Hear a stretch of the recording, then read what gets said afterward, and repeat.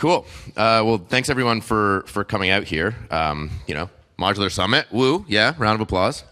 All right. That's right. Yeah. Love this place. So I'm back. Guess who's back? It's me. I'm the co-founder of Cosmos, CEO of Informal Systems, and we're incubating the Cycles protocol. We do a lot of stuff at Informal Systems, security audits. We run staking, offering on Ethereum and in the Cosmos ecosystem. We're also leading development for the Cosmos Hub, best place to launch a chain. We do a lot of secure engineering for the interchain and for Starkware and others. And we're incubating Cycles, which I'll talk to you a bit about. So a lot of exciting stuff happening. But I also like to think about sort of bigger problems in the space, and that's what I want to talk about a bit today. And so the talk is called Defund the Dealers, but I'm not going to tell you why for a little bit, right? So just keep the mystery, just hold it in the palm of your hand. This is what I want. All right. So we're here to talk about liquidity, and we're here to ask the big questions about liquidity. Where does it come from? What is this mysterious stuff? Is it in the room with us right now? Yeah. Who pays for it? How do we decentralize it? What does it even mean to decentralize it? Is that something we want? Okay. And these are the things we're going to try to answer, or at least understand a little bit more in this talk. But to do so, we're going to have to talk a little bit about history. Okay. And I promise I'll be brief, sort of. When I heard my talk was going to be 25 minutes instead of 20, I thought I could, shower you all in a little bit more monetary history. This is the stuff I love. I promise this is not seed oil. This is, pure extra virgin olive oil here, monetary history. All right, so we're going to talk about the medieval period, okay? And the reason this is important is because they actually had a quite advanced and sophisticated banking system and monetary system that isn't that well known. And I think there are things that we can learn from that historical monetary system that we've kind of lost in the transition to modern capitalism. And I want to sort of revive that. And I'm not suggesting that we need to return to the medieval era or anything like that, but there are things we might have lost that are worth knowing about. And so I want to describe this system briefly, and then we're going to evolve forward in time. And so in this period, you had many different jurisdictions, and they all issued their own money, primarily in the form of a silver coin, sometimes gold. And there were two main institutions in the money market at this time. There was what we call the mint and the exchange. Now, the mint defined the issuance of coins within each particular jurisdiction, right? And this was governed by the king, while the exchange defined the exchange between different monies, between different jurisdictions, and this was dominated primarily by the Italian banking families, okay? And so how did this all work? Well, at the mint, some merchant would come along and they would have some silver bullion that they acquired from trade or from mining or dug out of a hoard or something like that, and they would bring it to the mint, and they would give up their silver to the mint, and the mint would give them back some coins.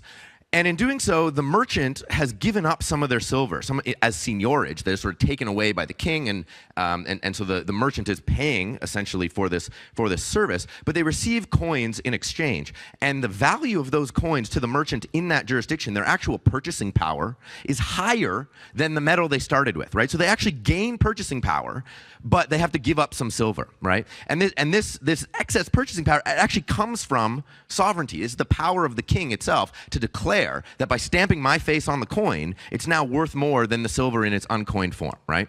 And so the important thing to emphasize here is that it's the users, it's the merchants that are paying for liquidity, right? They're paying for access to the liquid coin form, this means of payment. They're paying for it by giving up some silver, and they're incentivized to do so because the coins are worth more. And that's the sort of power of sovereignty expressed by the king that allows the merchant. The king wants silver because he needs to fight wars overseas, right? His own coins, aren't kind of enough for him. He needs the silver. But the merchant, so long as they're doing business in a local jurisdiction, they're happy to get those coins and to get that higher purchasing power. Okay. Now the exchange is a little bit different, right? Now remember, this is a time when usury, it was illegal, right? So it was prohibited. So you couldn't deal in the time value of money because time is something that belongs to God, and who are you, to sell something that belongs to God? And so they were having, modular summits at the time where they'd get on these panels and they'd talk about, can we sell something that belongs to God? And the theologians were unanimous that no, you can't. And the Italian bankers are like, all right, so we're gonna have to do something else. So we're going to engage in foreign exchange, and that was legal at the time. That was okay. So instead of dealing in current versus future money, these guys are dealing in present versus absent money, and that was what sort of dominated the monetary system at the time. And the way this would work is that some merchant, say in France, who's an exporter and has some importer in Spain, right, who owes him money. And he's in France, and so he wants to collect his money, but he doesn't want to go to Spain. He doesn't want to ship metal. It's all expensive. So he'll write up a bill. He'll draw a bill on his importer from Spain, and he'll sell it to a banker in France. And the banker will give him some coins, right? And it'll now be the banker's problem to collect on the debt. But the bankers were smart. They coordinated a highly sophisticated, very advanced banking system. This is back in the 16th century and even earlier. And they would coordinate the whole system to try to balance the trade flows across the different regions, right? So that they could gather on a quarterly basis in these clearing fairs where they got together with the other bankers and they cleared all of their debts without using any money at all. Right? Very, very powerful. They're focused on this idea of liquidity saving, right? That between themselves, they would structure the whole system so that they could save liquidity. Now, so that's clearing and liquidity saving, but the users are paying for liquidity. And unfortunately, or fortunately or unfortunately, this system sort of came to a crashing halt at the end of the 16th century because of all the silver that was being imported into Spain. It compressed the spreads, it kind of ended seigniorage, and it led to the rise of the central banks and the modern system, right? And so in the modern system, instead of focusing, instead of the users paying for liquidity, now the state is explicitly subsidizing liquidity by paying for private people to actually produce it rather than the other way around. And we've moved from a system based on the clearing principle and liquidity saving to one based on accumulating reserves and liquidity provisioning, right? And so in summary, this is a beautiful chart. Take a picture of this and mull over it. But the important thing to emphasize is that we moved from the merchant paying to the state paying, from a principle of liquidity of clearing to reserves, liquidity saving to liquidity provisioning, from a quality theory of money based on balancing the graph to a quantity theory of money based on an imbalanced graph, funding the permanent deficits of states. Okay, and so I'm not saying that we have to go back, but maybe we lost something. Maybe there's something to be learned there. Okay, now where does that leave us today? Well, today we have our good friends, the grand firefighters, Janet, Jerome, and Ben. This is a real picture. You can tell because that's actually what Janet's hands look like. And there's the grand firefighters just dousing the world in liquidity, right? Like, oh, we're in this crisis, everyone's on fire, the fires of illiquidity are just ravaging the planet, and so we need the great firefighters to douse us in liquidity. But what is this liquidity even, right? Everyone's just obsessed with the Fed's balance sheet, right? This is the Fed's balance sheet, the liabilities over the last, 20 years or so. Look at this explosion, but is this stuff even money? Who is this liquidity for? It's only liquidity for the banks. Only the banks can access this liquidity. These are their deposits. I don't have deposits with the Federal Reserve. They won't let me in. I could try to register. They'll exclude me, right? And so this kind of liquidity, it doesn't even make it into the real world, right? Everyone's obsessed with these numerical quantities. How much liquidity is the Fed printing? What is this stuff? Is it in the room with us now? Can you access it? Can you use it? No, you can't. Only the banks can use it, right? And they're starting to recognize that this is a problem and they need to do something about it, right? But it seems like in crypto, same shit, different ledger, I mean, for all of our open source and verifiability and transparency and all this great stuff, we're still stuck in the same paradigm of monetary aggregates, this obsession with liquidity that has no meaning, no value, no utility to real people. When was the last time your mother accessed, liquidity from one of your blockchains? She never did, and I'm not sure she ever will.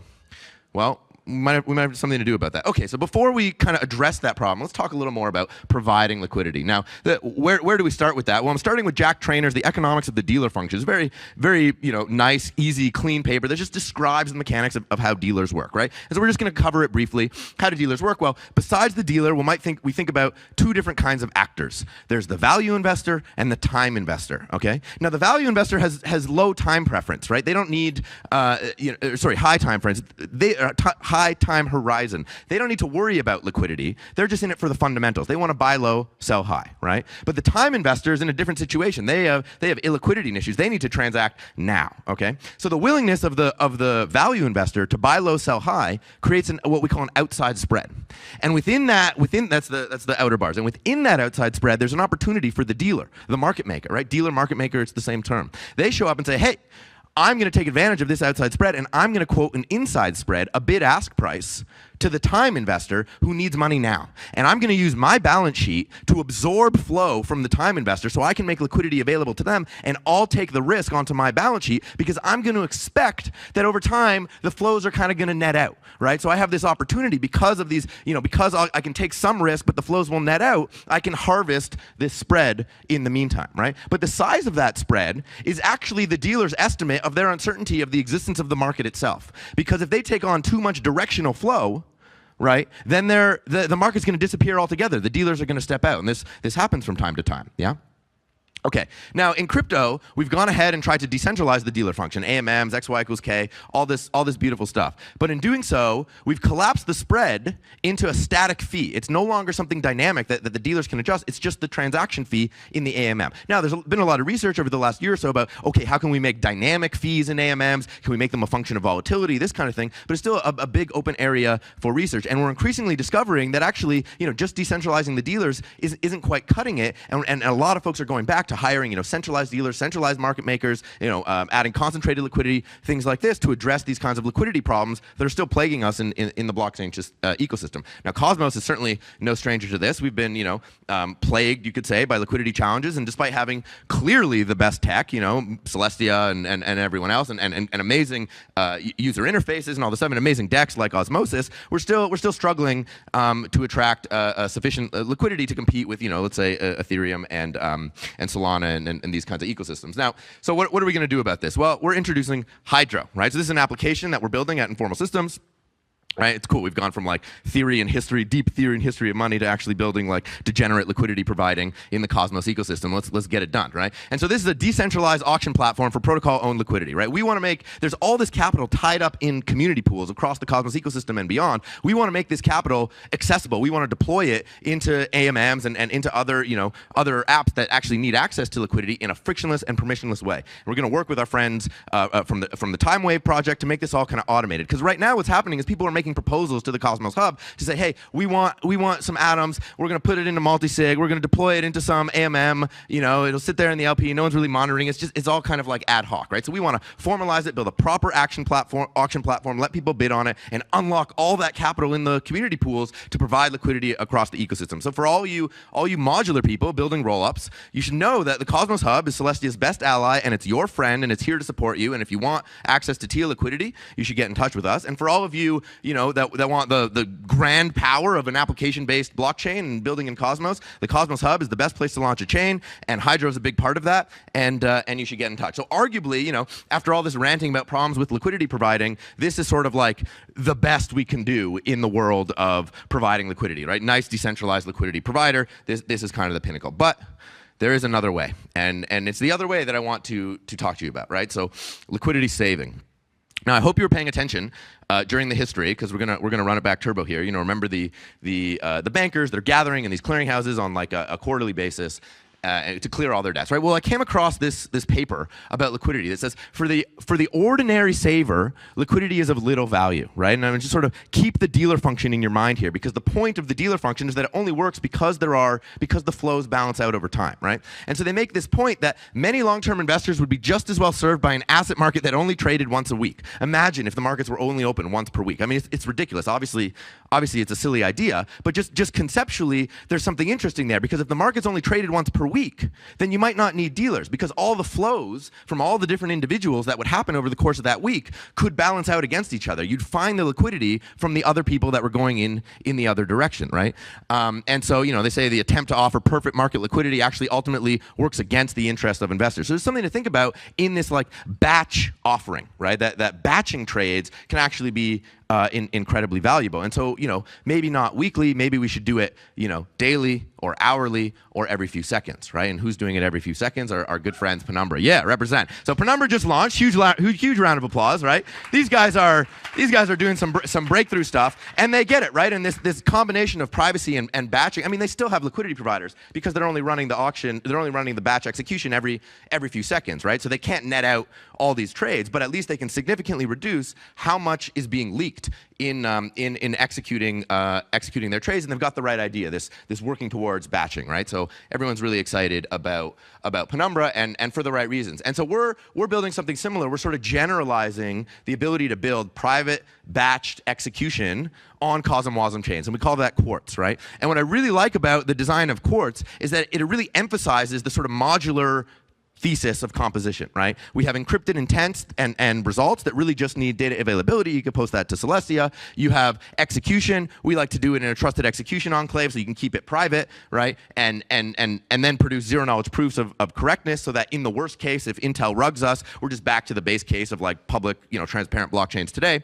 And then we have settlement happening on-chain where you can update state and so on. Now, the reason we went and had to build Quartz was because we're building a really interesting application that we call Cycles, right? And Cycles is based on these ideas of privacy and batched execution, but it's an open clearing protocol, right? It's designed to clear the most debt for the most people with the least money.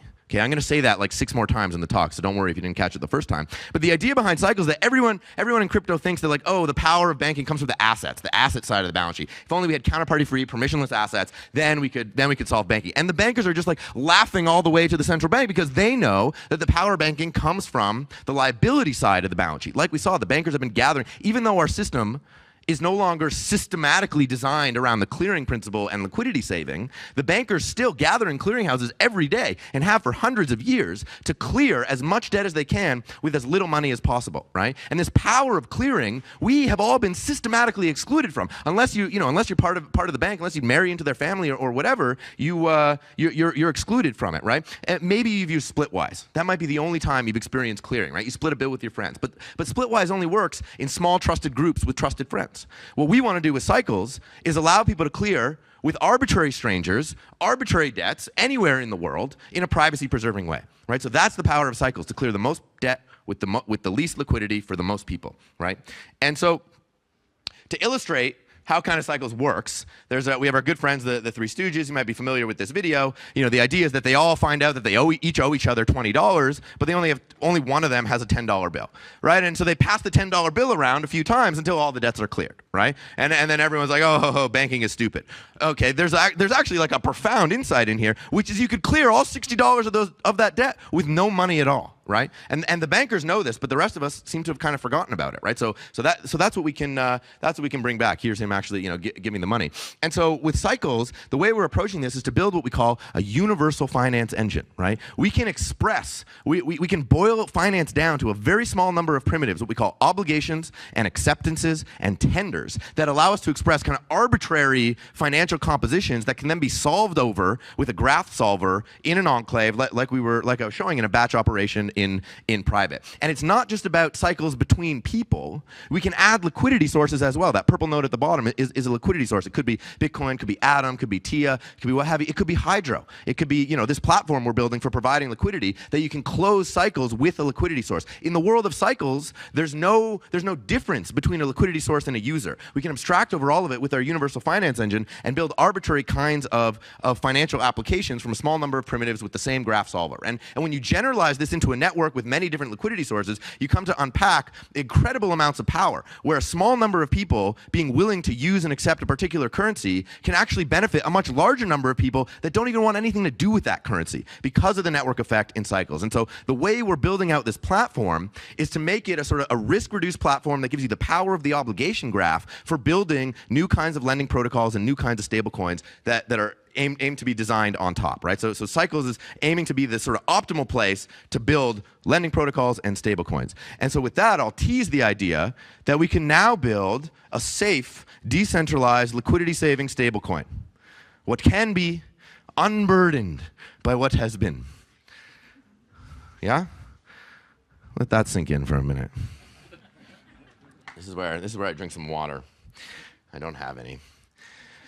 So, Chad liquidity savers, Virgin liquidity providers, respect the graph, okay? All right, I'm ready to tell you what the title are you ready to know about the title of the talk? Do you think you know yet? Does someone want to get up here and, we have some time? No, that's crazy. So, back in 1922, Carl Schmitt said, sovereign is he who decides on the state of exception. And today, I apply this to blockchains. I say, sovereign are they who decide on the state transition. And I bring this up because to understand this problem of liquidity, I think we have to go back to the question of sovereignty, sort of where we started with in history. And it's somewhat unfortunate that we have to turn to like a proto-Nazi to really get the best the best of sovereignty and theorizing about sovereignty. Many people are struggling with this sort of challenge, but there's our friend Carl, or anti-friend Carl, however you want to refer to him, was really focused on the state of exception as the state of emergency, right? The emergency event, right? But there's a counterpoint to this, which is that the state of exception can actually occur in day-to-day reality. It can occur in the everyday. It doesn't require some extreme emergency to go all the way up to the central bank. And this is most easily expressed in the institution of the police. Okay, where the police get to actually express this kind of sovereign power when they intermediate the making and enforcing of laws, right? They show up for security reasons. They intervene for security reasons where no actual legal situation necessarily exists, right? And by doing so, they actually inhibit our ability to build more preventative solutions or to decentralize the reaction, right? There are lots of different ways to respond to things, that institution actually inhibits us. And thinking about that, it occurred to me that, hey, maybe dealers are like cops, right? Maybe dealers are like the police. They express this kind of sovereign power when they interfere in people's illiquidity in the everyday, the state of exception of illiquidity in the everyday. They intermediate between production and consumption in markets. They show up for liquidity reasons when no economic situation exists. And they potentially inhibit more preventative mechanisms and more decentralized mechanisms for addressing those liquidity challenges, right? So defund the police and defund the dealers. Now, I'm not saying that we can completely get rid of police, completely get rid of dealers. I mean, obviously, we're going to need cops, we're going to need dealers to some extent. But these are very expensive, state-subsidized institutions, right? And what we can do is significantly reduce our reliance on them. I mean, people like to say cities are like police departments. Cities are large police departments with small civic service appendages. Well, it feels like our economies are large dealer departments with small, production appendages. Everything's about, the dealers, the market makers. It's all anyone seems to care about, right? And so what we can do is focus instead on preventative mechanisms and on decentralizing their reactions so that we can reduce our reliance on them. Not get rid of them completely, but reduce the reliance. And so in the world of liquidity and the dealers, these preventative mechanisms are the liquidity-saving protocols, right? Protocols like cycles, things like Penumbra that do this kind of batch execution, but really we have to push towards the liquidity saving and to decentralize the reaction in the liquidity world, we can use things like AMMs, right, and like Hydra, which are really focused on that. So the alternative title for my talk was a throwback to Evan Forbes' talk last year. Who saw that? Yeah?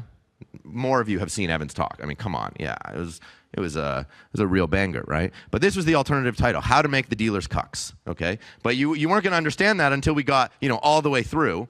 Evan last year put out a long list of stakeholders that he believes are cucks.